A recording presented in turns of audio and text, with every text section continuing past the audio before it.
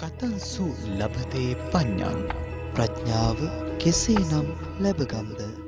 ආයිබෝවන් පින්වත් ඔබ හැම දිනාටම සුබ උදෑසනක් සුබ දවසක් වේවා. අදත් විවේකී සෙනසුරාදා උදෑසනේදී මේ ආරම්භෙන්නේ ප්‍රඥාවේ හෝරාව කතන්සු ලබතේ පඤ්ඤං. සදහවතුනි, ජීවිතයට ප්‍රඥාව ලබා නොගත්තොත් මොනතරාතිර මේ ජීවත් වුණත් මොනතරම් උපභෝග පරිභෝග වස්තුන් තිබ්බත් මෙලොවින් චුත වෙලා දෙවියන් අතර උපන්නත් ප්‍රඥාව නොමැති නම් සතර අපා ප්‍රශ්නය සතර අපායේ වැටීමේ අනතුරු 100%ක්ම තිබෙනවා. බුදුරජාන් වහන්සේ දේශනා කරන්නේ ප්‍රඥාව ලබා ගැනීමම උතුම් කියලයි. උන්වහන්සේ විතක දේශනා කරනවා පඤ්ඤා නරාණං රතනං කියලා. රතන කියලා කියන්නේ මණික් වලටනේ. එතකොට නර කියලා කියන්නේ මිනිස්යන්ට. මිනිස්සෙකුට තියෙන උත්තම මාණික්කය තමයි කියනවා ප්‍රඥාව කියලා කියන්නේ. පඤ්ඤා නරාණං රතනං. ඒ ප්‍රඥා නැමැති රත්නය ලබා ගැනීමේදී අපි කුමක් කළ යුතුද? භාග්‍යවත් බුදුරජාන් වහන්සේ ළඟට ආලවක පැමිණි අවස්ථාවේදී ආලවක භවනයේදී භාගතුන් වහන්සේගෙන් අහනවා ආලවක යක්ෂයා විසින් කතන්සු ලබතේ පඤ්ඤං කියලා. ප්‍රඥාව ලබා ගන්නේ කොහොමද? එවිට භාග්‍යවත් බුදුරජාන් වහන්සේ පිළිතුරු දී වදාරන්නේ සද්ධානෝ අරහතං ධම්මං නිබ්බාන පත්තිය සුසූසා ලබතේ පඤ්ඤං අප්පමත්තා විචක්කනෝ.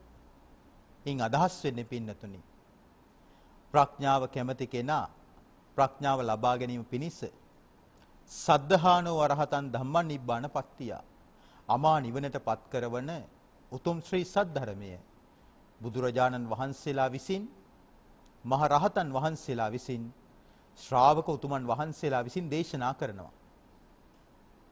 එතකොට මේ ධර්මයට සුස්සූසා ධර්මයට සිත නතු කරගෙන සවන් යොමාගෙන අප්‍රමාදීව විමසුන් නුවණින් යුක්තව ධර්මයේ සිහි කරන විට යෝනිසෝ මනසිකාරයේ යෙදෙන විට ලබතේ පඤ්ඤං ප්‍රඥාව ලැබේ. එනම් ප්‍රඥාව ලැබෙන මාවත භාගතුන් වහන්සේ ආලවක සූත්‍රයේදී ආලවකට පැහැදිලිව දේශනා කරලා තිබෙනවා. එහෙනම් ඔබ අමතන මටත් මාව ශ්‍රවණය කරන නරඹන නුඹත් ප්‍රඥාව ලබා ගැනීම පිණිස කුමක්ද කළ යුත්තේ? එදා ආලවකට දීපු ප්‍රශ්නයට පිළිතුර වශයෙන්ම අපි ඒ ක්‍රමය අදටත් ඒ විදිහටම අනුගමනය කළ යුතුයි. එවිට තමයි ප්‍රඥාව ලබා ගන්නට පුළුවන්කම ලැබෙන්නේ. ඉතින් ප්‍රඥාව ලබා ගැනීමේදී කලන මිතුරු ඇසුර, ශ්‍රී සද්ධර්මයේ ශ්‍රවණය කිරීම, ඒ ධර්මයට අනුව ධම්ම චින්තාව නම් වූ යෝනිසෝ මනසිකාරයේ යෙදීම සහ ධර්මයට අනුගතව සීල සමාධි ප්‍රඥා කියන ප්‍රතිපත්ති මාර්ගය පූර්ණේ කර ගැනීමෙන් ඔබටත් මගඵල නිවන් සාක්ෂාත් කර ගැනීම පිණිස ප්‍රඥාව උපදවා ගන්නට පුළුවන්කම ලැබෙනවා. ඉතින් අද අපි ඔබට කියලා දෙනවා මේ ප්‍රඥාව ලබා ගැනීමේ මාවත පිළිබඳව ඔබේ ලෞකික ජීවිතයට ප්‍රඥාව කුමන ආකාරයකටද උපකාරී වෙන්නේ? ලෝකෝත්තර ආර්ය මාර්ගයේ වඩද්දී ප්‍රඥාව කොහොමද ඇති කරගන්නේ කියන වගයි අපි ඔබව දැනුවත් කරන්නේ.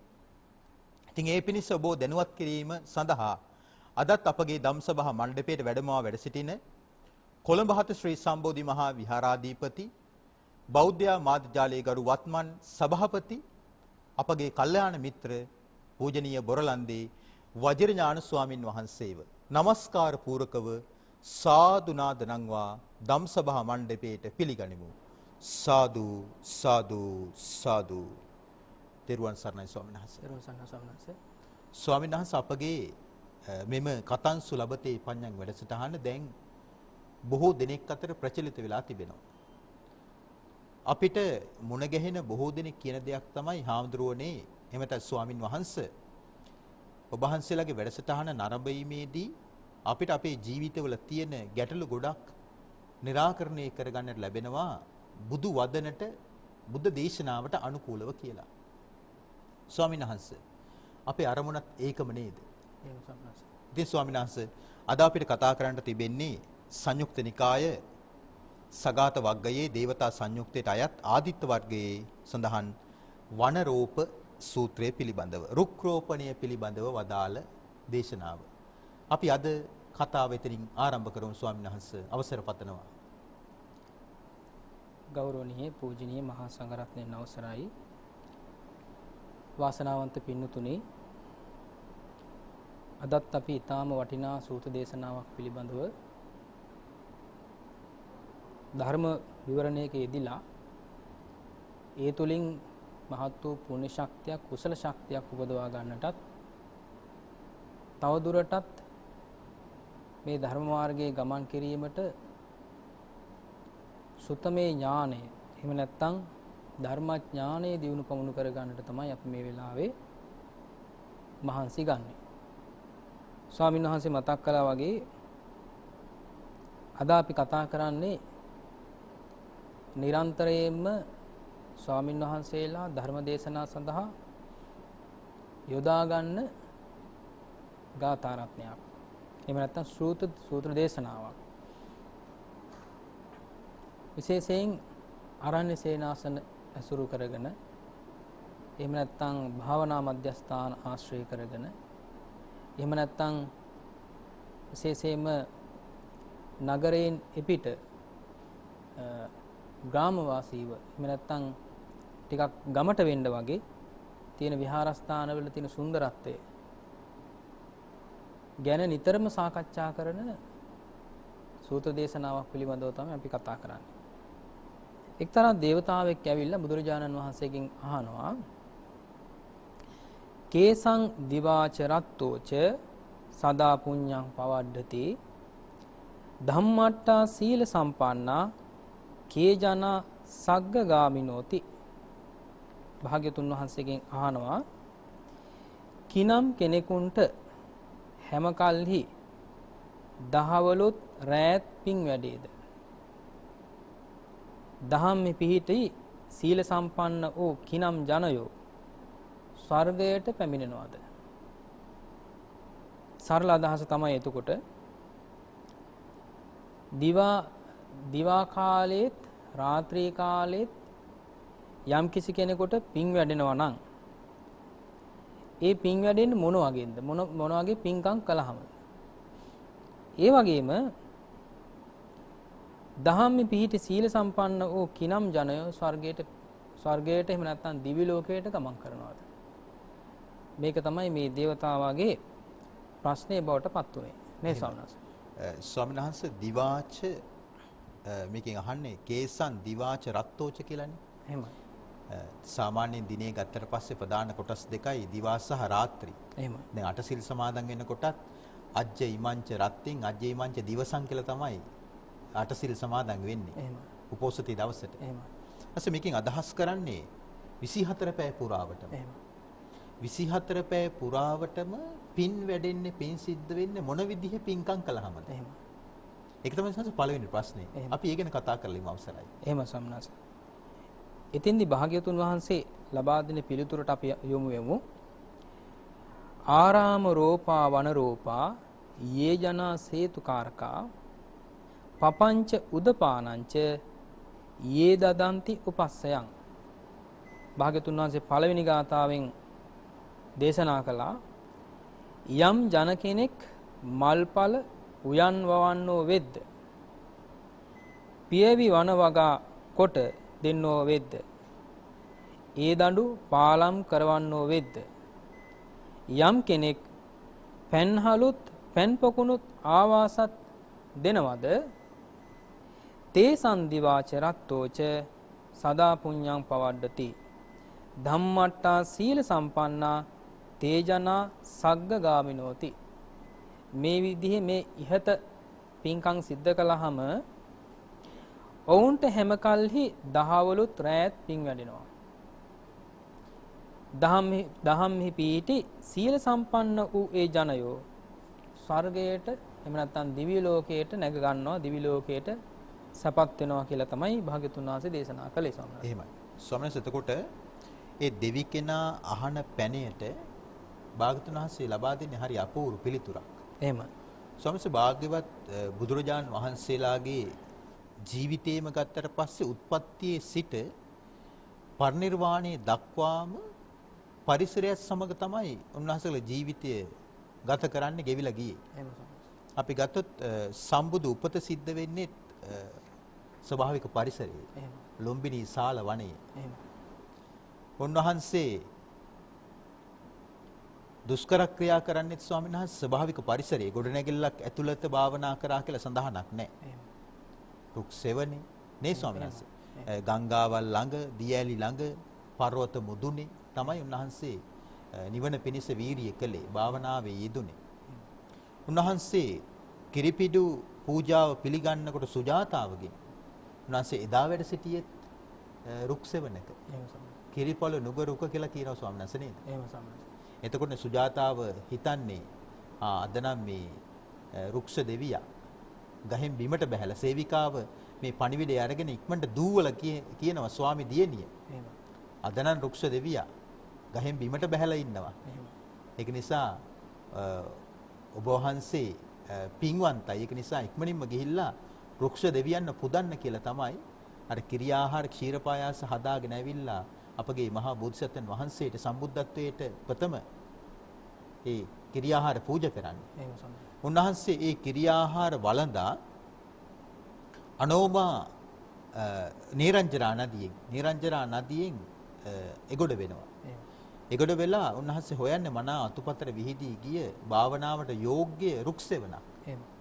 උන්වහන්සේ ඉපදිච්ච දවසේම හටගත්ත අංකුරය තමයි අස්සත්ත ඇසතු අංකුරය. එහෙම. එතකොට උන්වහන්සේට අවුරුදු 35යි ඒ වෙනකොට. එහෙම. එතකොට ඒ නුගරුක්ෂයටත් අවුරුදු 35ක් වෙනවා. එහෙම සම්මත. අවුරුදු 35ක නුගරුක මුල, තරුණ නුගරුක මුල අපගේ බෝධිසත්වයන් වහන්සේ වැඩ ඉන්නවා. එතකොට සම්බුද්ධත්වයට පත් වෙන්නේ ස්වභාවික පරිසරයේ. එහෙම. රුක්සෙවණක. ඊට පස්සේ ස්වාමීන් වහන්සේ භාගතුන් වහන්සේ පළමු දම් දෙසුම පවත්වන්නේ ස්වභාවික පරිසරයේනේ. බරණැස ඉසිපතන මිගදායි. නිගදායි. එහෙම. උන්වහන්සේ ස්වාමීන් වහන්සේ මෙලවින් සමුගන්නේ අනුපාදශේෂ පරිනිර්වාණයෙන් පිරිනිවන් වඩින්නේ ස්වභාවික පරිසරයක කුසිනාරාවේ උපවර්තන සාල වනෝද්‍යානයක උපදින්නේ සල් වනයේක පිරිනිවන් පාන්නේ සල් වනයේක. මේ ඔක්කොම ධර්මතා. ඊට එහෙම ගත්තට පස්සේ භාගතුන් වහන්සේ මේ පරිසරයේටම සංවේදී වෙමින් පරිසරයේටම ඇලුම් කරමින් උන්වහන්සේ මේ දෙවි කෙනාගේ පැනේට ලබා දෙන පිළිතුර තමයි පොදු ජනතාව උදෙසා මල් වවනවද, පළතුරු වවනවද, රුක් රෝපණය කරනවද? ඒ විතරක් නෙමෙයි. දුෂ්කර මාර්ගවලට ඒ දඬු තනනවද? ඒ වගේම පාලම් හදනවද? ගිමන්හල්. ඒ කියන්නේ ස්වාමීන් වහන්සේ දැන් අපි ගත්තොත් අම්බලම් කියලා කියන්නේ. එහෙම. ගිමන්හල අම්බලම දෙකම එකයි. ගිමන්හල් තනනවද? පෑන් පොකුණු කරවනවද? ඒ වගේම නිවාස ගෙවල් දොරවල් දන් දෙනවද? ආන් එහෙම කෙනාට තමයි කියන 24 පැයේම පින් වැඩෙන්නේ. අපි ඒ ගැන කතා කරමු ස්වාමීන් වහන්සේ. එහෙම ස්වාමීන් වහන්සේ. අපි ගත්තොත් ස්වාමීන් වහන්සේ දැන් මේ පෙළට අනුව අපි සැකවින් සිහිපත් කළා මේ රෑ දවල් පින් වැඩෙන පින්කම් පිළිබඳව. ස්වාමීන් වහන්සේත් සිහිපත් කළා. එහෙමයි. අපි බලමු මේ අටුවාවේ සඳහන් වෙන විදිහට මොනවද සිද්ධ කරන්න පුළුවන් පින්කම් කියලා. එහෙමයි ස්වාමීන් වහන්සේ. පළමුවෙන් සඳහන් වෙනවා දේවතාවාගේ ප්‍රශ්නය, ගැටලුව. ධම්මට්ටා සීල සම්පන්න. එතෙන් සඳහන් කරන්නේ කවරක් හෝ ධම්මට්ටද එහෙම නැත්නම් කවරක් හෝ සීල සම්පන්න දැයි විමසති. භාග්‍යවතුන් වහන්සේ මේ ප්‍රශ්නය ස්ථාවර වස්තු මගින් පැහැදිලි කරනසේක්. ස්ථාවර නිදාන කියලා තියෙනව නේද සම්මාස? එහෙමයි. එතකොට මෙතෙන්දි සඳහන් වෙනවා මේ ආරාම රෝපා ආදී වදාළසේක. ඊළඟට බුදුරජාණන් දේශනා කළා මෙහි ආරාම රෝපා කියලා කියන්නේ පුෂ්පාරාම එහෙම නැත්නම් මල් උයන්. ඵලාරාම පළතුරු උයන්. ඊළඟට රෝපණය කරන්නෝ වනරෝපා කියලා කියනවා. ඒතකොට ඉබේ හැදුණු රෝපණය නොකල වනයේහි සීමාවක් දමා චෛත්‍ය, බෝධි, සක්මන් මලු, කුටි, ලෙන් රාත්‍රී ස්ථාන දිවා ස්ථාන කරන්නෝ සෙවන සපේන රුක් රෝපණය කරන ලද්දෝ දෙන්නෝද වනරෝපානම් වේ. අසර චෛත්‍ය ඒ ටික මට නැවත තවක් පොඩ්ඩක් දැනගන්න තියෙනවා හොඳයි. එහෙම ස්වාමීන් වහන්සේ. දැන් මෙතෙන්ද කියන්නේ ස්වාමීන් වහන්සේ මේ සඳහන් වෙන්නේ මේ ඒ කියන්නේ රෝපණය කරපු නැති කෙලින්ම සම්පූර්ණයෙන්ම අර ස්වභාවික පරිසරයක. එහෙමයි. ස්වභාවික වනාන්තරය. ස්වභාවික වනාන්තරයක් තෝරගෙන ඒ වනාන්තරයේ තමයි ස්වාමීන් වහන්සේ මේ චෛත්‍ය නිර්මාණය කරන්නේ. බෝධින් වහන්සේලා නිර්මාණය කරන්නේ. එහෙම නැත්නම් අර ආරාමයක් සම්පූර්ණයෙන්ම නිර්මාණය කරන්නේ අර වගේ පරිසරයක කියලා කියන එකයි මෙතෙන්ද කියන්නේ. එහෙමයි.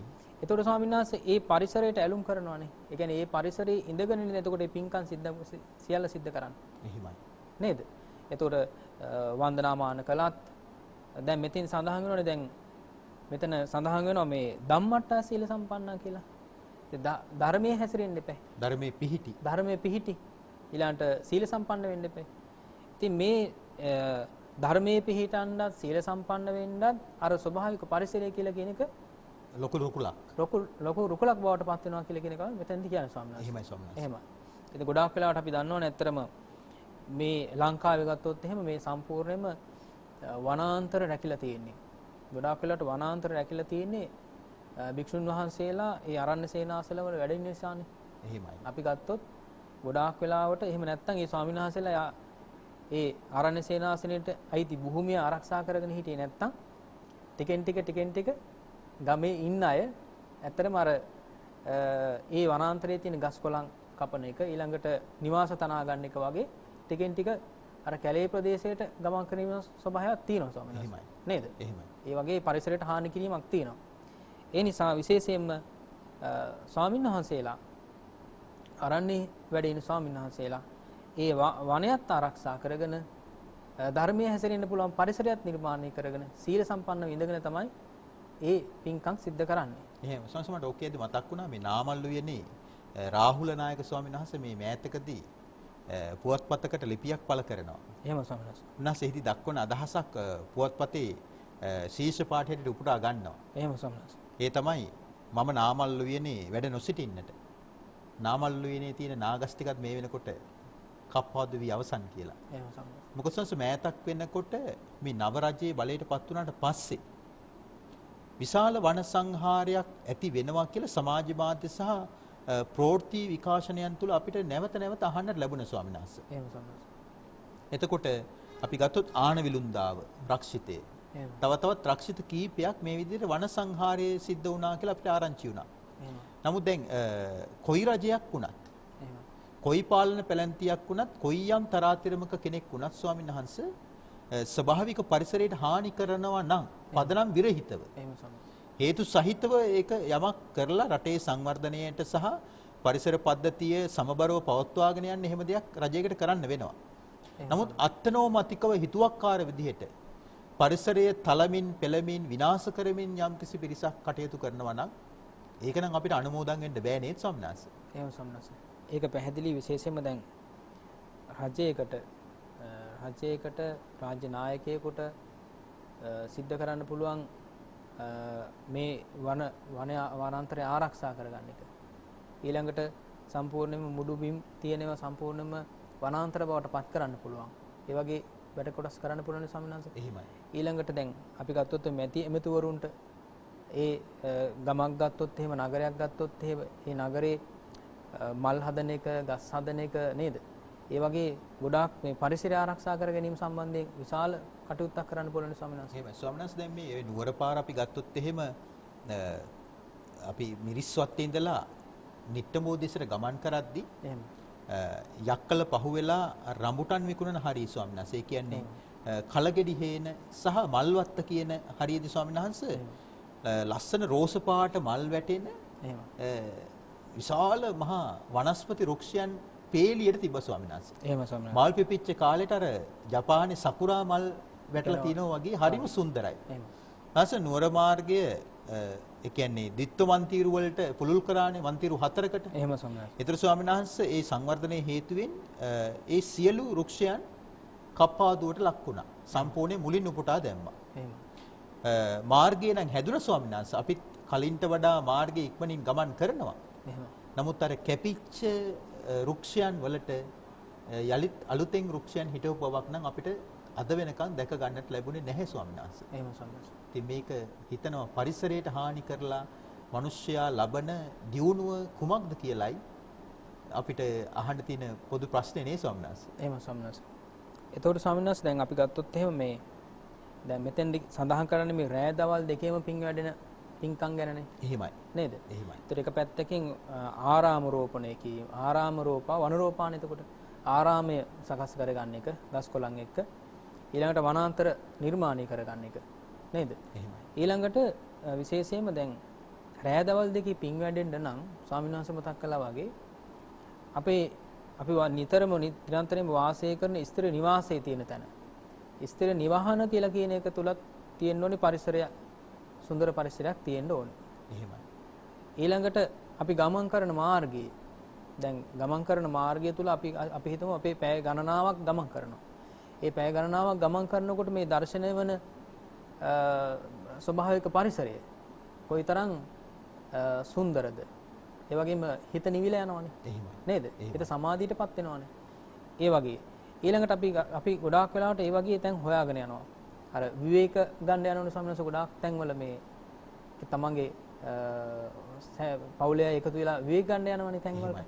ඒ තැන්වලත් අපි කියන්නේ සමහරලාට කඳු මුදුනක් තියෙන පරිසරයක් වෙන්න පුළුවන් නේද? ওই වගේ තැන්වල ගංගාවක් අයිනවල වැවක් අයිනේ. එහෙමයි. මූදයින වෙන්න පුළුවන්. එහෙමයි. ඒ වගේ ස්වභාවික පරිසරය තෝරගන්නේ. එහෙමයි. හිත සංසුන් කර ගැනීම සඳහා නේද? අර විශේෂයෙන්ම කාර්යබහුලතාවය නිසා හරි ඒ වගේම විශේෂයෙන්ම මේ මානසික ආතතිය කියලා කියන එක ඉතාම මේ බලවත්සේ බලපානවා මේ කාර්යබහුල ජීවිතේ. ඒ සියල්ලක්ම දුරු කර ගැනීම සඳහා අර වගේ පරිසරයක් තෝරගන්නේ වැඩි පිරිසක්. ඉතින් ඒ නිසා ඒ වගේ පරිසරයක තියෙන ඒ පරිසරය ආරක්ෂා කර ගැනීම. ඒ වගේ මේ පරිසරයට යම් කිසි විදියකින් තමන්ට දායකත්වය ලබා දෙන්න පුළුවන් ඒ පරිසරය තව දුරටත් වැඩි දියුණු භාවයට පත් කරන්න. ඒක ඉතාම වැදගත් කාරණයක්. තවත් දෙයක් තමයි ස්වාමීන් වහන්සේ දැන් අපි ප්‍රායෝගික වෙන්න එපා. ජීවිතේ ප්‍රායෝගික වෙන්න ඕනේ. එතකොට අපි නිවසක් ගත්තොත් එහෙම ඒ නිවස තුලේ පරිසරය තියනවද කියලා කියන එක ගස් කොළන් නිර්මාණය කරගන්න එක මල් හදන එක නේද? ගෙවත්තේ සකස් කරගන්න එක. එහෙම නැත්නම් දැන් සමහර අයට ඒ වගේ ඉඩ කඩක් නැහැ. නේද? නාගරික පරිසර ජීවත් වෙනකොට ඒ වගේ ඉඩ කඩක් නැහැ. ඒ නිසා මල් ටිකක් හරි හදා ගන්න පුළුවන්. මල් පැලයක් හරි හදා ගන්න පුළුවන් නම් බුදුන්ට පූජා කරන මල් වෙනම සකස් කරගන්න පුළුවන්. නේද ස්වාමීන් වහන්සේ? ඒ වගේ තියෙනවනේ. දැන් මම දන්න මහත්තුරු කිප දෙනෙක් ඉන්නවා ස්වාමීන් වහන්සේ නුවර. ඒ අය විශේෂයෙන්ම මේ විශාල ප්‍රමාණයේ ගෙවල් තියෙන්නේ. නමුත් ඒ අයගේ ඒ ගෙවල් වල වෙනම සකස් කරගෙන තියෙනවා ස්වාමීන් වහන්සේ පිච්ච මල් එහෙම. පිච්ච මල් එහෙම බෑග් වල දාලා එහෙම නැත්නම් පෝච්චි වල වෙනම හිටවලා තිනවා. පාන්දර අවදි වෙලා අර මල් ටික නෙලාගෙන ගිහිල්ලා තමයි දළදා වහන්සේට පූජා කරන්නේ. එහෙමයි ස්වාමීන් වහන්සේ. ඉතින් ඒ වගේ පින් කරගන්න කොච්චරක් තියෙනවද ස්වාමීන් වහන්සේ? ඒ වගේම දැන් ඔය මට පෝච්චි මල් කියේදී මතක් වුණා ස්වාමීන් වහන්සේ දැන් වර්තමාන කාලේ මෙහෙම ප්‍රවණතාවයකුත් තියෙනවා. එහෙම. පරම්පරාවක් පවතින මහා වෘක්ෂයක් විනාශ කරලා එහෙම. හයිබ්‍රිඩ් ශාක වවන්න. එහෙම. එහෙම නැත්නම් බොන්සායි ශාක වවන්නත් පෙළඹෙනවා. එහෙම. ඇතැම් විට අර පරිසරයට ස්වභාවිකත්වය ඇති කරලා දෙන මහා වෘක්ෂයන් විනාශ කිරීම තුළ අපිට හිතෙන්න පුළුවන් ලොකු ඉඩකඩක් ලැබුණා. එහෙම. ලොකු ආලෝකයක් ලැබුණා කියලා. එහෙම. ඒ කියන්නේ ගහක යම්කිසි අත්තක් කැපිය යුතු නම් ඒක කපා දැම්මට කමක් නැහැ. Tamanගේ ඒ කියන්නේ පරිසරයේ ඒ කියන්නේ ආලෝකමත් කිරීම පිණිස. එහෙම සම්මත. නමුත් ස්වාමීන් වහන්සේ ඇතැම් අයට මේ ගස් කියන ඒවා පෙන්වන්න බෑ. එහෙම. මට මතකයි අපේ අමරාවතිය වරකපොළ සේනාසනයට ආපු එක්තරා අපි දන්නේ හිතවත් අයියා කෙනෙක් මේ ගස් කොළන් පෙන්වන්න බෑ ස්වාමීන් වහන්සේ. එහෙම. ඒතර කියන හාඳුරුනේ අර ගහ කපමු අර ගහ කපමු අර ගහ කපමු. ඒක ගෙඩියක් එන්නෙත් නෑ මලක් එන්නෙත් නෑ වැඩක් නෑ. කාලයක් යනකොට නිකම්ම කඩා වැටෙනවා. මං කෝ ඔයා ඔක අල්ලන් ඉන්නවද? එහෙම. මං කෝ ඔයාගේ කරේ නෙවෙයි ඔය ගහ තියෙන්නේ. එහෙම. ඒකල සංස් දවසක් ඇවිල්ලා ආරාමේ සුද්ධ කරනවා කියලා අර මහ ගහක් කැපුවා. එහෙම. ඊට පස්සේ යා කියන මෙතන අලිගැට පෙර පැලයක් හිටවමු හාඳුරුනේ. අඹ පැලයක් හිටවමු කියලා අවුරුදු ගාණක් ගත වුණා තාම අලි පෙරක් නෑ අඹත් නෑ. එහෙම තමයි. අර පරණ තිබ්බ ගහත් නෑ. ඒ වගේ ඇතැම් අයට මේ සාමාන්‍ය කියන්නේ ගස් ඇලර්ජික් කියලා. සම්මනස සසර පුරුද්දට වගේ ඇත්තටම ගස් සම්බන්ධයෙන් එහෙම නැත්නම් අර දැව සම්බන්ධයෙන් ව්‍යාපාර කරන අය ඉන්නෝනේ. එහෙමයි. නේද? ගස් කපන එකමයි ජීවිතේ. එහෙමයි. එහෙම වෙන්නේ නැති සම්මනස. ස්වාමිනාස් ඒ වගේම දැන් මම හයිබ්‍රිඩ් ගැන කිව්වේ. දැන් ඇතැම් අය ස්වභාවික වෘක්ෂය විනාශ කරලා දහස් ගාණක් දීලා හයිබ්‍රිඩ් පෙළයක් ගෙනහිල්ලා පෝච්චියක තැම්පත් කරලා තියාගන්නවා. එහෙම සම්මනස. එහෙම නැත්නම් බොන්සායි පෙළයක් ගෙනහිල්ලා ඒකට ආදරෙන් සාත්තු කරනවා. ස්වභාවික වෘක්ෂය විනාශ කරලා මුදල් ගෙනහිල්ලා තැම්පත් කරන පැලේට සාත්තු කරන පොහොර දානවා. එහෙම. මේක හරි විකෘතියක් ස්වාමීන් වහන්සේ. එහෙම සම්මනස. එතකොට එතෙන්දී ඇත්තටම මේ ඒ විශාල ගහත් ආරක්ෂා කරගන්න ගමන් අර පුංචි පැලෙත් ආරක්ෂා කරගන්න ඕන වටිනවා. එහෙමයි. නේද ස්වාමීනි? දැන් අපි ගත්තොත් ස්වාමීන් වහන්සේ දැන් අපි ස්වාමීන් වහන්සේලාටත් ඔය කාරණේ සිද්ධ වෙලා තියෙනවානේ. එහෙමයි. ඇත්තටම දැන් තනියෙන් වැඩ ඉන්න තැනක එහෙමයි. බොහොම පොඩි ප්‍රමාණයක් නම් තියෙන්නේ. නේද? ආවාසයේ බොහොම පොඩි ප්‍රමාණයක් නම් තියෙන්නේ. එහෙමයි. ඉතින් ඇත්තට මේ වර්තමානයේ බෝධින් වහන්සේත් ඒ විදිහට සකස් කරලා බොන්සායි වෙලා තියෙන්නේ. බොන්සායි වෙලා තියෙන්නේ. එහෙමයි ස්වාමීන් නේද වහන්සේ. ස්වාමීනි? ඉතින් ඒ නිසා ඒක ඉතින් අර ඒක නුවණින් සිහියෙන් නුවණින් කල්පනා කරලා සිද්ධ කරන්න ඕන දෙයක් ස්වාමීන් වහන්සේ. නේද? නැසෙ එතකොට දැන් මේ 24 පැයේ පින් වැඩනකොට පස්සේ රුක් රෝපණය ඒ වගේම පොදු ජනතාව උදෙසා පළතුරු වැවීම එහෙම. මල් වැවීම උයන් වතු ඒ කියන්නේ සම්නස්ස මේ මිනිස්සුන්ට ප්‍රවේශ පත්‍රයක් නිකුත් කළා හරි කමන්නේ යම් කෙනෙක් උයනක් පවත්වාගෙන යනවා නම්. එහෙම. දැන් අපි ගත්තොත් පේරාදෙණිය උද්භිත උද්‍යානය. එහෙම. ප්‍රවේශ පත්‍රයක් ලබාගෙන තමයි උයන බලන්න යන්න වෙන්නේ. ඒත් කමක් නැහැ. ස්වභාවික පරිසරය රැකෙනවා. මල් තියෙනවා, ලස්සනට තියෙනවා. එහෙම. ඒ වගේ ගම්පහ හෙනරත්ගොඩ. එහෙම. අස්ගිරියේ මල් උයන. ඒ වගේම ස්වාමීන් වහන්සේ ගම් පළාතේ තියෙන ලග්ගල ඔව් කියන්නේ ඒ පළාතේ තියෙන උයන. ඒ වගේ ස්වාමීන් වහන්සේ මේ උද්භිත උද්‍යාන පවත්වාගෙන යනවා ප්‍රවේශ පත්‍රයක් නිකුත් කළ මිනිස්සුන්ට බලන්න යන්න දෙන්නේ. ඒ හරි කමක් නැහැ. පරිසරය රැකෙනවා නම් මුදල් දීලා හරි කමක් නැහැ ස්වාමීන් වහන්සේ. ඒක ආරක්ෂා කරන්නට උත්සාහ දරනවා නම් අපි කැමති මුදල් ගෙවලා හරි ගිහිල්ලා ඒක බලලා එන්න. මොකද ස්වභාවික පරිසරය ආරක්ෂා කරගන්න අවශ්‍ය වෙන්නේ. එහෙම සම්මත. එහෙම. දැන් අපි ගෙදරක නිවසක ජීවත් වෙන කෙනෙක් ස්වාමීන් වහන්සේ. අපි ඇත්තටම මේ මාර්ගයේ වඩන කෙනෙක් නම් දැන් මෙතෙන්දී අර ධම්මට්ටා සීල සම්පන්න ඕනේ නේද? එහෙමයි. ධර්මය අසුර කරන්නත් ඕනේ, සීල සම්පන්න වෙන්නත් ඕනේ. එහෙමයි. මේ පරිසරයේ ඉඳගෙනම. එතකොට ඇත්තටම තමන්ගේ නිවස හදාගන්න. නිවසේ ওই පරිසරය හදාගන්න එක මං හිතන්නේ බුද්ධ පූජාවක්. සම්මාස බුදුරජාණන් දේශනා කළේ. එතකොට රෑ දවල් දෙකේ පින් වැඩෙන පින්කම් කියලා කියනකොට අපිට හිතෙන්නේ සාමාන්‍යයෙන් මේ කොහේ හරි ගිහිල්ලා මේ වන රෝපණය කරන්න ඕනේ. එහෙමයි. නේද? කොහෙට හරි ගිහිල්ලා ආරාම රෝපණය කරන්න ඕනේ. කොහෙට හරි ගිහිල්ලා අපි මල් හදන්න ඕනේ. එහෙම කියලා හිතනවනේ. ජීවත් වෙන පරිසරය ඉස්සෙල්ලාම තමන් ඉන්න තැන මල් ටික හදාගන්න එක, ගස් ටික හදාගන්න එක, එහෙම නැත්නම් එළවලුවක් පළතුරක් හදාගන්න එක. ඒකත් ස්වාමීන් වහන්සේ බුදුරජාණන් වහන්සේ උදෙසා සිද්ධ කරන පූජාවක්. එහෙමයි. ඒ කියන්නේ දැන් තමන්ගේ නිවස කියලා කියනකොට හිතන්නේ සාමාන්‍යයෙන් තමන් ජීවත් වෙන ගෙදර කියලානේ හිතන්නේ. ගෙදර තමයි ඇත්තටම. ඒ ගෙදර තමන්ගේ ගෙදරම තමන්ගේ නිවහනම එක කොටසකින් අපි බුදුරජාණන්සේට වෙන් කරලා තියෙන්නේ. ඒක සමහරවිට බුද්ධ මන්දිරේ වෙන්න පුළුවන් බුදුරජාණන්සේට වෙන් කරලා තියෙන්නේ. එහෙමයි. ඒතර බුද්ධ මන්දිරයට යනකොට බුදුරජාණන් වහන්සේ කල්පනා වෙන්නත් තමන්ගේ ඒ බුද්ධ මන්දිරෙන් එළියට එනකොට බාහිරට එනකොට ගෙදර කියලා හිතන්නත්. එතකොට මේ අදහස් දෙකක් නේ ස්වාමීන් වහන්සේ. කියන්නේ අරමුණු දෙකක් නේ. මානසිකත්වයන් දෙකක් නේ. මේක එක මානසිකත්වයක් බවට පත් වෙන්න ඕනේ. මේ බුදුරජාණන් වහන්සේ වැඩ ඉන්න තැන කියලා නිවසේ කොතනක හිටියත් දැනෙන්න ඕනේ. එහෙමයි. නේ ස්වාමීන් වහන්සේ. ඒ සඳහා තමයි අපි ආරාම රෝපණය කරනවා, වන රෝපණය කරනවා වගේම අර මල් උයන් ඒ ටික සකස් කරගන්න එක වගේම ඊළඟට සඳහන් වෙනවා ස්වාමීන් වහන්සේ මේ විදිහට බුදුරජාණන්සේ දේශනා කළා මේ සේතුකාරකා කියලා. එතකොට විසම ස්ථානයේහි පාලම් තනන්නෝ ජලයේහි නැව් පිළියෙල කරන්නෝ ඊළඟට පපං පෙන් දන්සල් ඊළඟට උදපානං යම් කිසි පොකුණු තටාක ආදියක් වේ නම් ඒවා උපස්සයන් පිවිසීමට නිවහනක් ඊළඟට උපාසයන් කියලා සඳහන් වෙනවා මේ විදිහට මේ දේවල් සකස් කිරීම තමයි එතකොට රාය දවල් දෙකේ පින් වැඩෙන පින්කම්. එක පැත්තකින් ආරාම රෝපණය කරනවා, අරරෝපණය කරනවා. ඊළඟට අර පැන්හල්, ඒ දඬු, පාලම් මේවා නිර්මාණය කිරීමත් උදේ සවස පින් වැඩෙන පින්කම් හැටියට බුදුරජාණන් දේශනා කළා ස්වාමීන් වහන්සේ. එහෙම. ස්වාමීන් වහන්සේ දැන් ඒ දඬු පාලම් කියනකොට දැන් යුද්ධෙන් පස්සේ හැමදිනම පෙළඹුණානේ යාපනයේ බලලා ඉන්න ඕනේ. එහෙම.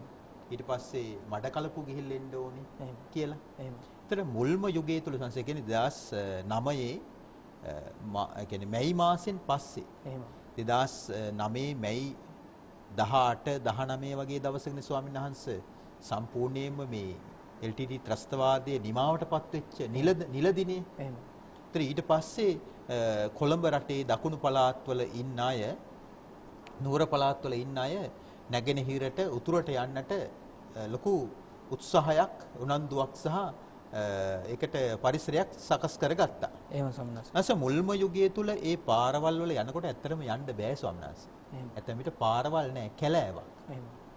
එක්තරා මට මතකයි දිනයක 2009 එක්තරා දිනයක මම යාපනයට යනකොට තවත් අපේ සහෝදර ස්වාමීන් වහන්සේ නමක් සමග බස් රථයේ වේගෙන් ගියා පාන්දරක. එහෙම. ඒතර මං හිතුවා මේ එකත් එක්කම මීදුම වෙන්න ඇති කියලා. එහෙම. දැන් අපි දැන් රාත්‍රී කාලේ නිසා ජනෙල් ඔක්කොම වහලා තමයි ගියේ බස් රථේ. එහෙම. ඒතර දැන් අපි ඉස්සරහම ආසනේනේ ස්වාමීන් වහන්සේලා ලැබෙන්නේ. එහෙම. ඒතර ඉස්සරහේ මීදුමක් වගේ පේනවා. එහෙම. ඇත්තරම ස්වාමීන් වහන්සේ මීදුමක් නෙමෙයි දූවිල්ල. එහෙම. ඒ තරම් දූවිලි කරකස පාරවල් තිබ්බේ. එහෙම. හැබැයි ඒ චාරිකාව ගිහිල්ලා අවුරුදු කීපයකට පස්සේ යලි යාපනයේ ගියාට පස්සේ අර යන වෙලාවෙන් භාගයට භාගයක් අඩු වෙලා වේගයෙන් යාපනයේ බලා අපිට යන්නට පුළුවන්කම ලැබුණා කංකසන්තුරේ දක්වා. එහෙම. මහා මාර්ග සංවර්ධනය කිරීම හේතුවෙන්. ඒ වගේම ස්වාමීන් වහන්සේ පාලම් ගත්තාම දැන් නැගෙනහිර පළාතයි මඩකලපුවයි යාකන කියන්නේ සේරුවාවිල පැත්තේ ඉඳලා එනකොට ස්වාමීන් වහන්සේ මේ කියන්නේ ත්‍රිකුණා මලයට කින්නියා පාලම පෙර තිබ්බේ නැහැ. එහෙම. නමුත් දැන් ස්වාමීන් වහන්සේ ඒ කින්නියා හරහා එනකොට ප්‍රධාන පාලම් 4ක් මුහුදුබඩ මාර්ගය අපිට හම්බ වෙනවා. හරි පහසුවෙන් ගමනාගමනයට යන්නට පුළුවන්. මේවා කවුරු කළත්, මොන රජයක් කළත්, මොන නායකයා ඉදිරිපත් වෙලා මොන පාටෙන් මොන පක්ෂයෙන් කළත් ස්වාමීන් වහන්සේ පින් වැඩෙන පින්කම්මයි කියලා කියන්න ඕන. දැන් අපි මෑතක පොළොන්නරු ගියා ස්වාමීන් වහන්සේ. පොළොන්නරුවේ මෑත කාලේ ලොකු සංවර්ධනයක් සිද්ධ වෙලා තියෙනවා. මම 2007 පොළොන්නරු විනර ස්වාමීන් හරිම ප්‍රාථමික පහසුකම් තිබ්බේ. නමුත් අද පොළොන්නරුවේ ඇත්තන වීදි ලාම්පු දැල්වෙනවා, හරි ලස්සනයි, හරි සතුටුයි. ඉතින් මොන නායකයා කවුරු කළත් මේවා අපි සතුටින් සාදු කියලා අනුමෝදන් විය යුතුයි නේ ස්වාමීන් වහන්සේ. එහෙම ස්වාමීන් වහන්සේ. ඒතකොට දැන් මේ නිවසේ පරිසරය කියලා කියනකොට දැන් මෙතන සඳහන් වෙනවා සෝන උපස්සයන් කියලා. එතකොට නිවහනක් සකස් කර ගැනීම කියලා, සකස් කර දීම කියලා කියනෝනේ. එහෙමයි. එතකොට විශේෂයෙන්ම තමන් වාසය කරන්නේ නිවසකනේ. තමන් වාසය කරන නිවස තුලත් ඒ නිවස පිරිසුදු කරගන්න එක, සුද්ධ පවිත්‍ර කරගන්න එක. ඒකත් මේකට අදාළයි ස්වාමීන් වහන්සේ. එහෙමයි. නේද? දැන් ගොඩක් වෙලාවට දැන් ඇත්තටම මල් ටික සකස් කරත්, මල් ටිකට වතුර දැම්මත් ගොඩාක් වෙලාවට අපි දැන් කොළඹ පළාතේ වගේම නම් ඒක සේවකයාගේ අතින් සිද්ධ වෙන්නේ. නේද? එහෙමයි. සේවකයාගේ අතින් තමයි මේ ටික සමහරලාට සිද්ධ වෙන්නේ. ඉතින් සමහරලාට කාර්යාලයේ වැඩ කටයුතු කරලා වෙහෙස මහන්සි වෙලා නිවසට පැමිණෙන්න වෙන්න පුළුවන්. ඒ නිවසට පැමිණලා වුණත් යම් කිසි විදිහකින් සන්ධ්‍යා කාලේ ටිකක් අඳුර වැටෙද්දි පවා මල් ටිකට වතුර ටිකක් දාන්න පුළුවන් නම් මේ ගස් කොළන් වලට වතුර දානකොට ඊළඟ පාන්දර අවදි වෙලා වතුර දානකොට හරි සතුටක් දැනෙනු සම්මනස. එහෙමයි. නේද?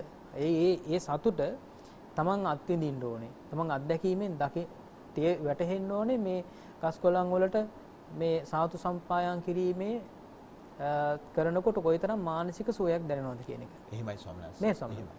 ඉතින් කවදාවත් ওই ටික කරන්නේ නැති කෙනෙකුට ඒක දැනෙන්නේ නැහැ. එහෙමයි. නිසා කරලා බලන්න ඕනේ. නේද? ඉතින් ඒ නිසා ඒ ස්වභාවය අත්විඳින අය ඒකෙන් ප්‍රයෝජන ලබා ගන්නවා. ඊළඟට දැන් අපි ගත්තොත් එහෙම සේවක පිරිස නම් සාමාන්‍යයෙන් අතුපතු ගන්නනේ. පිරිසුදු කරන්නේ. උයන පිහින ටික කරන්නේ. Tamanට දැන් සතියේ දවස්වල වැඩ කටයුතු කරනවා නම් නිවසක සතියේ දවස්වල Tamanට කරන්න බැහැනේ රාජකාරී කටයුතු තියෙන නිසා, රැකියා කටයුතු තියෙන නිසා. ඉතින් විවේකී දවසේ සෙනසුරාදා වගේ විවේකී දවස් යොදා ගන්නට ඕනේ. තමන්ගේ ආහාරය තමන්ට සකස් කරගන්න. නේද? ඊළඟට තමන්ගේ දරුවෝ ඉන්නවා නම්, සේවකාරකාදී ඉන්නවා නම් එයටත් ඒ විදිහට ආහාර ටික සකස් කරලා දෙන්න පුළුවන්. ඒක ලොකු සතුටක්. ඊළඟට නිවසේ වාසය කරන නම් යම් කිසි විදිහකින් සොර සතුන් ඒයට ආහාර ලබා දීම. මේ හැම දෙයක්ම විශේෂයෙන්ම මේ හිතේ සතුටින් කරන හැම දෙයක්ම බුද්ධ පූජාවක් වටපත් වෙනවා. මේ අනුගමනය කරන්නේ බුදුරජාණන් වහන්සේගේ ධර්මය නිසා. ඒ කියන්නේ ඒ දැන් ස්වාමීන් වහන්සේ කියන්නේ දැන් සේවකයෙකුට ආහාර පාන ටිකක් දුන්නා. නිවසේ අනිත් අයට දුන්නා.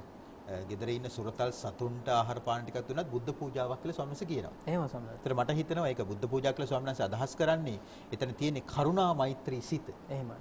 බුදුරජාණන් සම්දෙන වදාරන්නේ කරුණා මෛත්‍රිය ඇති කරගන්න කියලානේ. එහෙම ස්වාමීන්. ඒක නේද ස්වාමීන් වහන්සේ? එහෙම ස්වාමීන් වහන්සේ. දැන් අපි හිතන්නේ ස්වාමීන් වහන්සේ අපි බුද්ධ පූජාව තියෙනකොට විතරයිනේ පූජාව තියෙනවා කියලා හිතන්නේ. එහෙමයි. ඒකයි මම මේ කියන්න උත්සාහ කරන්නේ. එහෙමයි. අපි හිතන්නේ බුද්ධ පූජාව තියෙනකොට විතරයි මේ පූජාව තියන්නේ. දැන් මෙතන රෑ දවල් දෙකේ පින් වැඩෙන්න නම් කියන්නේ අපි හිතමු රෑ දවල් දෙකේ කියලා කියනකොට වැටෙන්නේ නැත්තම් පැය 24ම කියලා හිතන්නකෝ. නේද? පැය 24 තුලම පින් වැඩෙන්න ඕන නම් ඒ කියන්නේ ඒ වගේ පින්කම් කරලා තියෙනවා නම් ඒ ආනිසංස ලබන්න ඕන නම් හිත පිනෙන් පෝෂණය කරගන්න ඕන නම් හිත පිරිසුදු කරගන්න ඕන නම් කුසල් වැඩෙන්න ඕන නම් අර බුද්ධ පූජාව තියෙන විදිහ වෙලාවට විතරක් නෙවෙයි බුදුරජාණන්සේ සිහි වෙන්න ඕනේ. අර හැම කටයුත්තකදීම සෑම කටයුත්තකදීම සිහියෙන් නුවණින් කටයුතු කරන හැම අවස්ථාවකදීම ඒක බුද්ධ පූජාවක් වටපත් වෙනවා කියන එකයි මම මතක් කරන්නේ. ඒ වගේ මෙහි සඳහන් කරනවානේ මේ ගිමන්හල්, ඒ කියන්නේ මේ විශ්‍රාම ශාලාවල්. එහෙම.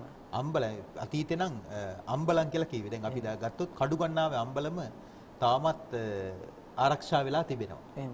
ඒ වගේම සමස මේ පෑන් පොකුණු ලින් කරවන අය. එහෙම. එතකොට මේ පෑන් පොකුණු කොටස දැන් වර්තමානයේ තුල නම් අපි හිතමුකෝ පොදු ජනතාව ගැවසෙන තැනකට ජලකරාමයක් ලබා දීමක්. එහෙම. ඒකත් මහ පිනක්. එහෙම. ඊපස්සේ මේතික මට හිතෙනවා පොදු ස්ථානවල වැසිකිලි කැසිකිලි තැනවීම. එහෙම. දැන් නම් කොළඹ පළාතේ ගියාට පස්සේ අපිට පිටකොටු ආශ්‍රිතව ස්වාමීන් වහන්සේ පොදු වැසිකිලි පද්ධති දැක ගන්න ලැබෙන එක හරි වටිනවා. එහෙම සම. නුවරට ගියත් ඒ කියන්නේ බොහෝ පොදු ස්ථානවල ඒවා දැක ගන්න ලැබෙන එක හරි ප්‍රශංසනීයයි. එහෙම සම. ඒ වගේම ස්වාමීන් වහන්සේ මෙහි සඳහන් කරනවානේ මේ ගෙවල් දොරවල් දන් දෙන යමෙක් වෙයි නම් ඒකට තමයි කියනවා මේ දිවා රාත්‍රියේ. ඒ කියන්නේ 24 පැයේ පින් වැඩෙන්නේ. එහෙම. ඉතින් දැන් අපි ගත්තොත් දැන් රජයකට පැවරෙන ලොකු වගකීමක් තමයි ඉඩම් අයිතිය ලබා දීම. ඒක හැම රජයක්ම පොරොන්දු වුණා ඉඩම් අයිතිය නැති අයට ඉඩම් අයිතිය ලබා දෙනවා කියලා. මට ආරංචි වුණා ඊයේ දවසේදී මේ කඩවතට නුදුරු පළාතක තාමත් ජල දුෂ්කරතාවයෙන් පීඩා විඳින අය ඉන්නවා කියලා. දැන් කඩවත කිව්වට පස්සේ ස්වාමීන් වහන්සේ දැන් ඉඩම් ගත්තාම දැන් නුවර අයට දකුණේ අයට හිතෙන්නේ කඩවත, සුපිරි කඩවත. අධිවේගයට සමීපව කොට පස්සේ අධිවේගයට අල්ලපු ඉඩම නෙමෙයිනේ. එහෙම තමයි වෙළඳ සමාගම් විසින් ඉඩම් විකුණන අය විසින් මේක ප්‍රචාරණය කරන්නේ. නමුත් කඩවත ඉඳලා කිලෝමීටර් 3ක් 4ක් ඈතින් තියෙන මේ යම්කිසි ප්‍රදේශයක මේ ඉන්න ජනතාවට වතුර ටික නැහැ ස්වාමීන් වහන්සේ. වතුර ටික හරියට ලැබෙන්නේ නැහැ. උදේ පාන්දර 4 5 ඉඳලා වතුර එක්කාසු කරනවල මේ නියං කාලෙට අනුරාධපුර පොළොන්නරු පැතිවල දුෂ්කර ගම්මානවල ඉන්න අය වගේ. එහෙම සම. ඉතින් මේ කොළඹ කියලා කියන්නේ මේ කඩවත කියලා කියන්නේ කොළඹට නුදුරුවනේ ස්වාමීන් වහන්සේ. එහෙම සම. ඉතින් මේ වගේ දුක් විඳින අයත් ඉන්නවා. එහෙම සම. දැන් ඇත්තටම අපි ගත්තොත් එහෙම මේක අර සංවර්ධනයත් එක්ක ඒ කියන්නේ නියවාසු ව්‍යාපෘති ඇවිල්ලා ඊළඟට පාරවල් මම්මාවත් ඉදි වෙලා විශාල වශයෙන් නිවාස තැනීම සිද්ධ වෙනවා.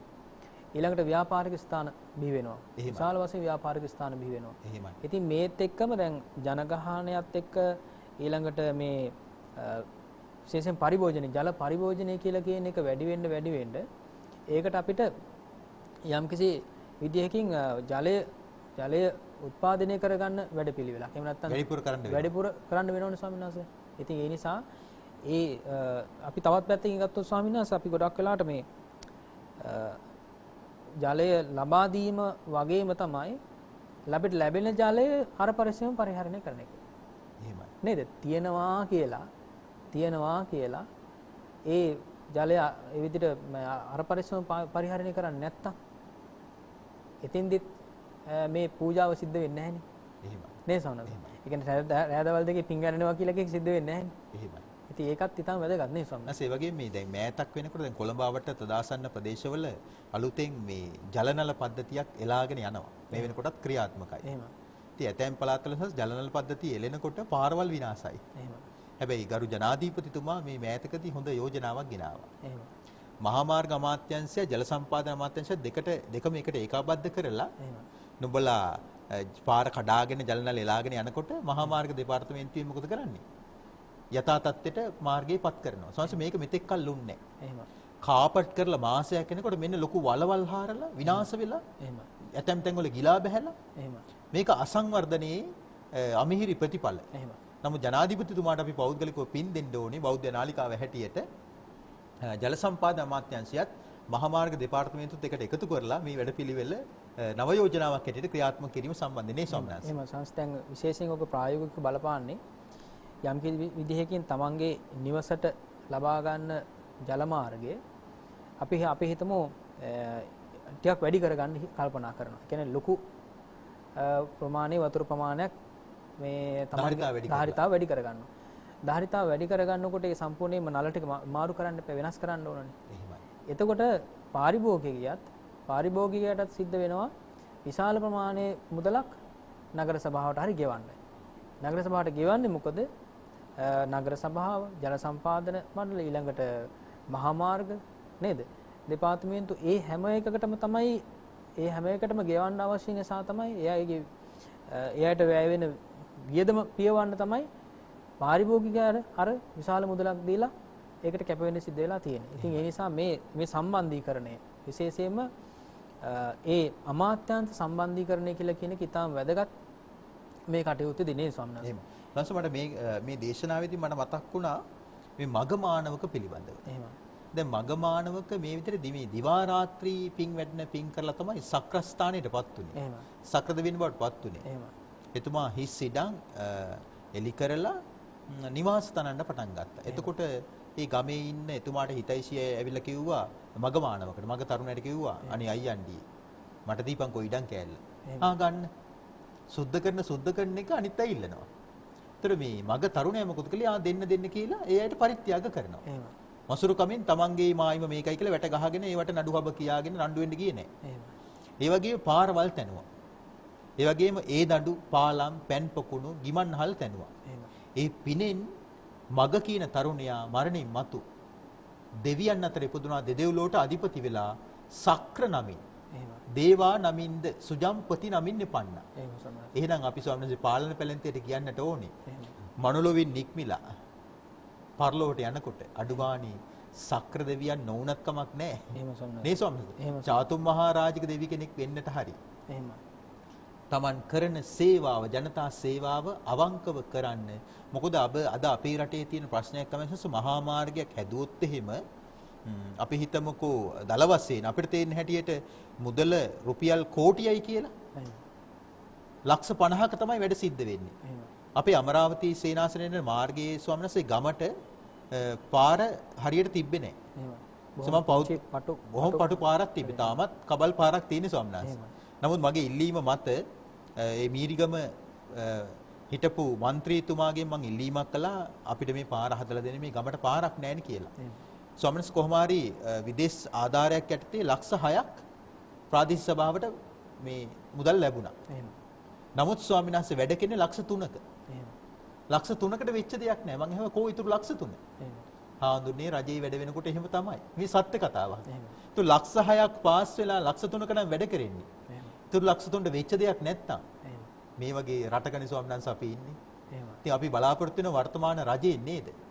අර පසුගිය ආණ්ඩු වලින් වෙච්ච අත්හැරි නොවි 100%ක්ම පාරිශුද්ධ නොවුනත් යම් පමණකින් හරි රටේ ජනතාව ගැන අහිංසක මිනිස්සු ගැන දුප්පත් මිනිස්සු ගැන හිතලා යමක් කෙරේ කියලා අපි අපේක්ෂා කරනවා ස්වාමීන් වහන්සේ. එහෙම ස්වාමීන් වහන්සේ. ඉතින් ඒ විශේෂයෙන්ම ඒ අත්දැකීම තමන් අත්විඳලා තියෙන්න ඕනේ. කියන්නේ තමන් අවංක වුණු නිසා තමයි ඒ වගේ රජයක වුණත් එහෙම නැත්නම් යම් කිසි විදිහකින් අර පාලන පැලැන්තිය වුණත් අඩුපාඩුවක් දැකලා ඍජු ක්‍රියාමාර්ගයක් ගන්න. එහෙම නැත්නම් ඒ පාලන පැලැන්තිය සම්පූර්ණයෙන් වෙනස් කරන්න පවා හේතු වෙන්නේ ස්වාමීන් වහන්සේ මේ හරියට මේ දේවල් සිද්ධ වුනේ නැත්තම් නේද? එහෙමයි.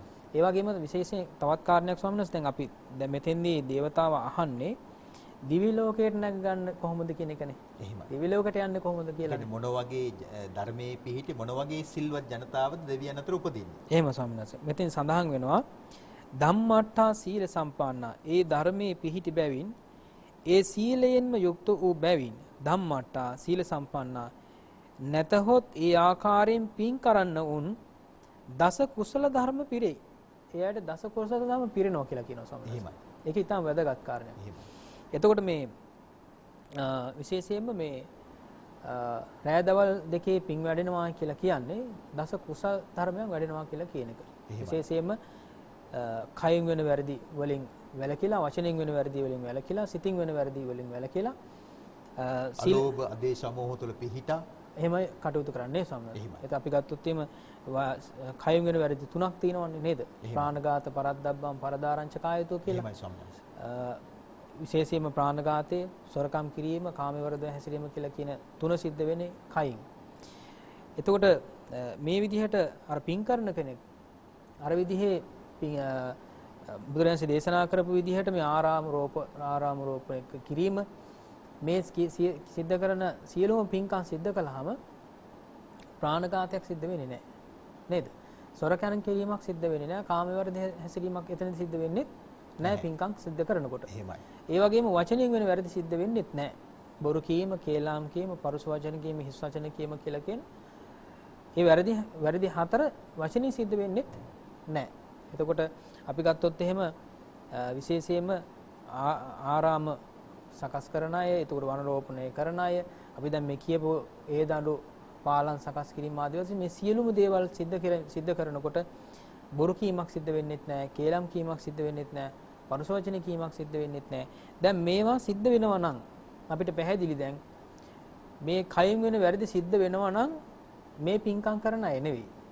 එහෙමයි. පින්කම් නාමයෙන් විනාශ කරන අය. විනාශ කරන අය සම්මත. නේද? සංවර්ධනයේ නාමයෙන් අල්ලස් අරගෙන නේ ස්වාමීන් වහන්සේ. මහ පොදු ජනතාවගේ මුදල් හුරා කාගෙන සොරකම් කරන අය බවට පත් වෙනවා දස කුසල් නැත්තම්. එහෙම ස්වාමීන් වහන්සේ. එහෙමයි. එතකොට වචනෙන් වෙන වැරදි මේ විදිහට සිද්ධ වෙනවා නම් බොරු කියනවා නම්, කේලම් කියනවා නම්, පරස වචන කියනවා නම්, හිස් වචන කියනවා නම් මෙහෙම කරන අයට ඉඩ දෙනවා නම්, ඒ කියන්නේ මෙහෙම පාලකයන්ටත් ඉඩ දෙනවා නම්, එහෙම යම් කිසි විදිහකින් ග්‍රාම සේවක මහත්මයා හරි නේද? එතකොට ප්‍රාදේශීය ලේකම් කාර්යාලය කටයුතු කරන අය හරි, ප්‍රාදේශ සභාවෙන් හරි, පළාත් සභාවෙන් හරි මේ දේවල් සිද්ධ වෙනවා නම් ඒ දේවල් වලට ඍජු ක්‍රියාමාර්ගයක් ගන්න නැත්නම් ඊළඟට ඒ දේවල් වලට එකතු වෙලා සංගමයක් හැටියට එහෙම නැත්නම් පොදුවේ එකතු වෙලා යම් කිසි දෙයක් කරන්නේ නැත්නම් ක්‍රියාමාර්ගයක් ගන්න නැත්නම් එතෙන්දි සිද්ධ වෙන්නේ අර අයගේ ගොඩටම තමන් වැටෙනවා. ඒ කියන්නේ ඒ අය කරන දේ තමන් සමාදන් වුණා වෙනවා. එහෙමයි ස්වාමී. ඒ නිසා එතෙන්දිත් අර වචනෙන් සංවර වෙන එක එහෙම නැත්නම් වචනෙන් කුසල් වැඩෙන එක සිද්ධ වෙනවා මේ විදිහේ පින්කම් සිද්ධ කරන අයට. ඉතින් ඒ වගේම තමයි සිතින් වෙන වැරදි තුනක් තියෙනවානේ. අභිජ්ජාචේව ව්‍යාපාදෝ මිච්ඡාදිට්ඨි චමානුසෝ කියලා. දැඩි ලෝභය, ඊළඟ ව්‍යාපාදේ සහ මිත්‍යා දෘෂ්ටිය කියලා කියන එක. ඊටාම් වැදගත්ම කාරණේ තමයි මුලින් මතක් කළා වගේ ධර්මයේ හැසිරෙන කෙනා, ධම්මානුධම්ම ප්‍රතිපදාව හැසිරෙන කෙනා තමන්ගේ නිවසේ ගත කරනකොට තමන්ගේ ශරීරය පිරිසුදු කර ගන්නවා වගේ, ඇඳුම් පිරිසුදු කර ගන්නවා වගේ, බාහිර පරිසරය නිවස පිරිසුදු කර ගන්න එක, ඊළඟට අවට පරිසරය වත්ත පිටිය ඒ විදිහට පිරිසුදු තියාගන්න එක, ඒ හැම දෙයක්ම එතකොට ධම්මානුධම්ම ප්‍රතිපදාවට අයිති කියලා කියන එක තමයි මෙතෙන්දි සඳහන් වෙන්නේ. එහෙම වුණොත් තමයි පැය 24ෙම පින් වැඩෙන්නේ. රැඳවල් දෙකෙම පින් වැඩෙන්නේ. ඒ තුලින් තමයි දිවි ලෝකයට නැග ගන්න පුළුවන්කම ලැබෙන්නේ. තවත් පැත්තකින් ස්වාමීන් තවත් පුංචි කාරණයක් මතක් කරන්න ඕනේ. අපි කල්පනා කරන්නේ මෙතෙන්දි දිවි ලෝකයට නැග ගන්න කාරණයක් ගැන මෙතෙන්දි දේවතාව ඇහුවේ නේද? එතකොට දිව්‍ය කයක් ලැබුවත් විඳින්නේ මහා සැපයක්නේ. බුදුරජාණන් දේශනා කළා ඒ දිව්‍ය ලෝකයට වඩා සුගතිය කියලා කියන්නේ මනුෂ්‍ය ලෝකය. ඒ මනුෂ්‍ය ලෝකයේ පුරපු ගුණධර්ම නිසා තමයි අර දිව්‍ය ලෝකයට නැගන්න පුළුවන්කම ලැබුණේ. අර සක්‍ර දේවේන්ද්‍රයාට ඒ සක්‍ර සම්පත් ලැබුණා වගේ.